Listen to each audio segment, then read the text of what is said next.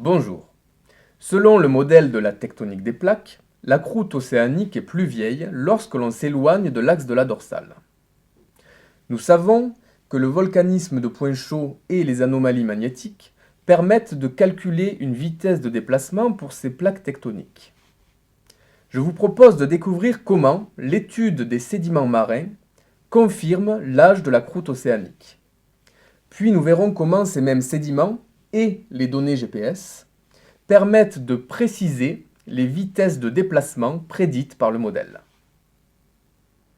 Le modèle de la tectonique des plaques prévoit que le plancher océanique est d'autant plus vieux lorsque l'on s'éloigne de la dorsale. Si ce modèle est vrai, alors les sédiments marins au contact du plancher océanique sont également de plus en plus vieux lorsque l'on s'éloigne de la dorsale. De la même manière, la couche de sédiments est de plus en plus épaisse. Dans les années 60 et 70, le programme de forage JOIDES permet de confirmer ces hypothèses. En effet, on réalise des forages marins dans les sédiments. Et on obtient ainsi des carottes sédimentaires. Voilà à quoi ressemble une carotte sédimentaire. Cette carotte peut mesurer plusieurs centaines de mètres, donc pour l'étudier, elle est découpée en tranches. Nous nous intéressons ici uniquement aux sédiments les plus profonds, ceux qui sont au contact du plancher océanique. On peut dater les sédiments au contact du plancher océanique grâce aux fossiles marins qu'ils contiennent. On connaît également précisément la distance entre le forage et la dorsale océanique. Grâce à l'écart de distance entre deux forages consécutifs et à l'écart d'âge des sédiments qu'ils contiennent, on peut calculer une vitesse moyenne d'expansion entre les deux zones. On souhaite exprimer cette vitesse en centimètres par an. Il faut donc penser à réaliser les conversions nécessaires. Dans mon exemple, je trouve une vitesse moyenne de 2,7 cm par an entre mes deux forages. L'ensemble des vitesses trouvées dans tous les domaines océaniques grâce aux sédiments marins confirme les vitesses trouvées grâce aux anomalies magnétiques. Il y a là une confirmation de l'hypothèse de l'expansion océanique. Notez que les océans sont jeunes face aux continents. Les océans les plus âgés datent de seulement quelques centaines de millions d'années, contre plusieurs milliards d'années pour les continents. Les vitesses que nous avons calculées jusqu'à présent, grâce aux techniques précédentes ou grâce au volcanisme de points chauds, sont des vitesses moyennes.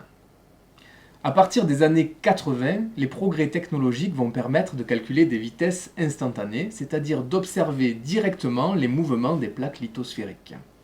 Et ce, notamment grâce au système GPS, qui est constitué d'une constellation de 24 satellites en orbite autour de la planète. Ce système est opérationnel depuis 1995.